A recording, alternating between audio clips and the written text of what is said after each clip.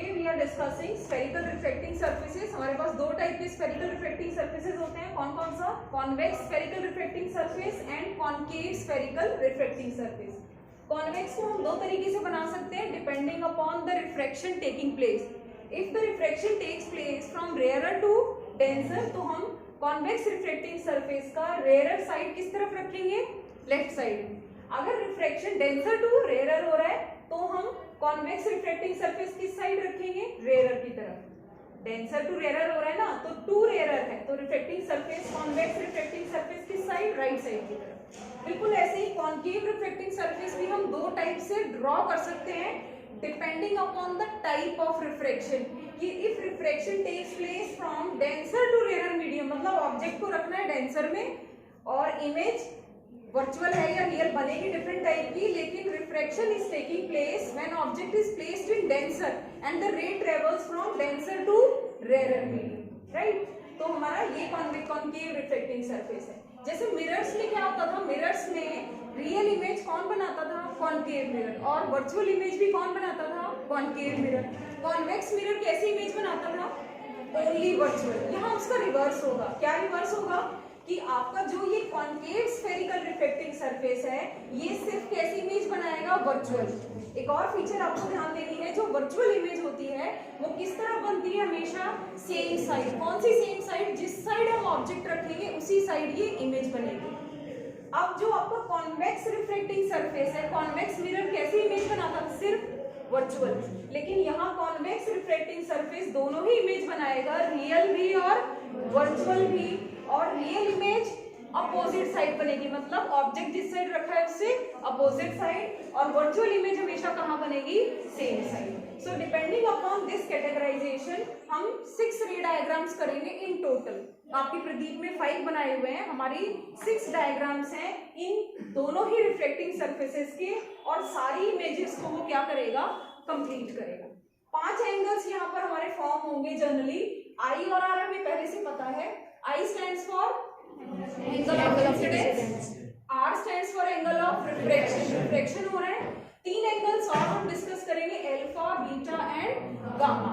Alpha वो angle होगा जो ऑब्जेक्ट बनाएगा किसके साथ? प्रिंसिपल एक्सिस के साथ। और बीटा हमारा वो एंगल होगा जो इमेज बनाएगी, चाहे वो किसी भी मीडियम में बने, रेयरर में बने, डेंसर में बने इमेज, लेकिन जो इमेज प्रिंसिपल एक्सिस के साथ एंगल बनाएगी उस एंगल को हम बोलेंगे बीटा।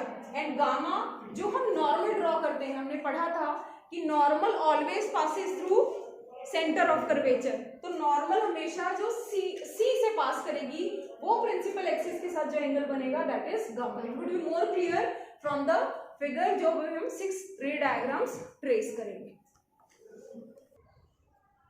देखिए अब रियल इमेज किस साइड बनती है? Opposite side. ऑब्जेक्ट से रे हमने इंसिडेंट की है इंटरफेस कौन सा? APB पर, जो कि कॉन्वेक्स रिफ्लेक्टिंग सरफेस है एट पॉइंट N।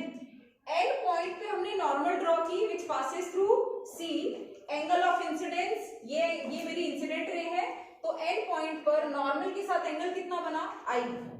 अब रेयरर से डेंसर जा रही है रे, तो it bends towards the normal. कौन सी नॉर्मल? NC, जो नॉर्मल सेकेंड मीडियम में बनी है। अब ये रे इसकी तरफ बेंड करेगी, तो कितनी बेंडिंग दिखानी है? रियल इमेज में इतनी बेंडिंग दिखानी है कि इमेज कहाँ बने? प्रिंसिपल एक्सिस पर, क्योंकि पॉइंट ऑब्जेक्ट था तो इमेज भी कैसी बनेगी? Point image. ठीक है। अब हमारे पास एंगल्स जो हमने मार्क करने, आई कर दिया। रिफ्लेक्टेड रे मेरी ये है, ये नॉर्मल के साथ जो एंगल बनाएगी that is angle of refraction. Alpha कौन बनाएगा? ऑब्जेक्ट बनाएगा प्रिंसिपल एक्सिस के साथ। बीटा कौन बनाएगा? इमेज बनाएगी, यानी reflected ray, image and principal axis. ये वाला एंगल होगा कौन सा? बीटा। और लास्ट कौन सा एंगल होगा? जो नॉर्मल बनाएगी किसके साथ? प्रिंसिपल एक्सिस के साथ। किस पॉइंट पर? C पॉइंट पर। हमारे पास 5 एंगल्स हैं। कौन कौन से? I angle of incidence, R angle of refraction, alpha, beta and gamma. ठीक है।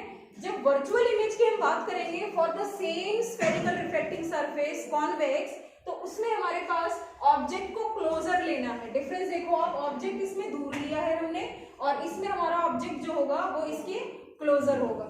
जब हमने क्लोजर ऑब्जेक्ट लिया है तो इमेज कैसी बनेगी? वर्चुअल। ये पहले से ही आपको प्री डिफाइंड रखना है, अदरवाइज रे डायग्राम्स बनाने में आपको दिक्कत आएगी। जब ऑब्जेक्ट लिया इंटरफेस पर डाला किस पॉइंट पर, एन पर, एन से नॉर्मल डाली तो सी से पास करेगी, एंगल ऑफ इंसिडेंस आई बना दिया। रिफ्रैक्शन इसमें भी वही हो रहा है, रेयरर से डेंसर, लेकिन रे की जो बेंडिंग है वो कम दिखानी है क्योंकि कैसी इमेज है, वर्चुअल। तो आपकी ये रे यहाँ बेंड होगी, स्लाइट बेंडिंग दिखाई, जानी एक्चुअल में ऐसे थी but it suddenly refracted towards the normal because we are moving from rarer to denser. तो रे को पीछे प्रोड्यूस किया तो वर्चुअल इमेज हमेशा किस साइड बनती है, जिस साइड ऑब्जेक्ट रखा होता है। फिर से वही एंगल्स, आई मार्क कर दिया, आर मार्क कर दिया, अल्फा ऑब्जेक्ट बनाएगा, बीटा इमेज के साथ और गामा सी के साथ। अब इसका डेरिवेशन जो हम करेंगे उसमें हम एक्सटीरियर एंगल प्रॉपर्टी का यूज करेंगे, ठीक है। देखिए इसके डेरिवेशन में हमने ये फॉर्मूला डिराइव करना है, इसको हम रिफ्रैक्शन फॉर्मूला बोलते हैं, refraction at spherical refracting surfaces.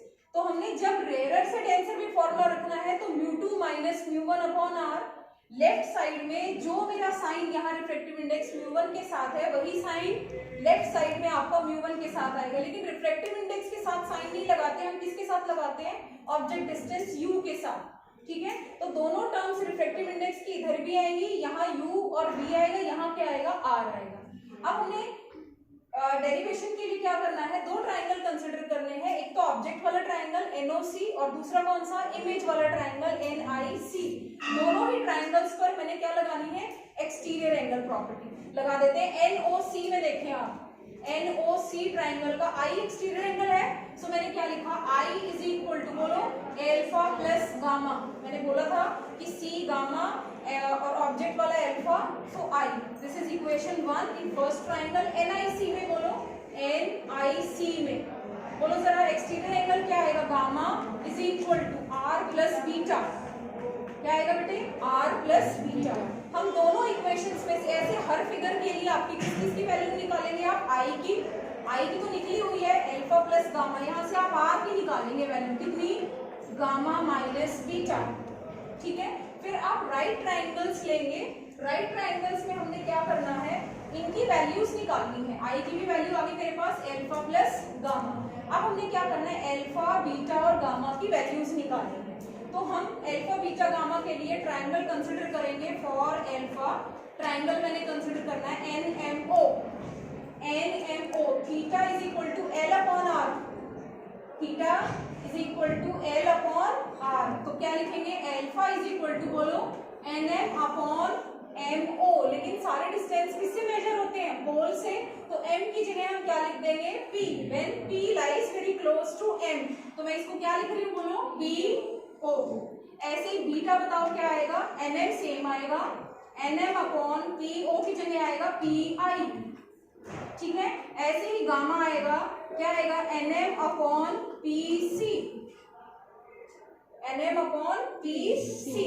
Snell's law लगाएंगे हम इस पॉइंट पर। स्नेल्स लॉ क्या कहता है, जल्दी बताएं, क्या कहेगा, μ1 sin I is equal to μ2 sin R, μ1 into क्या था, I की जगह हम क्या लिखेंगे, अल्फा प्लस गामा, और R की जगह हम क्या लिखेंगे, गामा माइनस बीटा, और इनकी वैल्यूज पुट कर देंगे हम, ठीक है। So we are left with μ1 bracket में क्या लिखेंगे, NM, बताओ, अल्फा था ना, NM अपॉन PO प्लस, आगे बोलो, गामा की बोलो, NM upon PC is equal to μ2, gamma की पुट करेंगे आप, सॉरी R की, क्या है, गामा माइनस बीटा, गामा बोलो कितना था, NM डिवाइडेड बाय गामा है ना, तो PC minus NM divided by PI।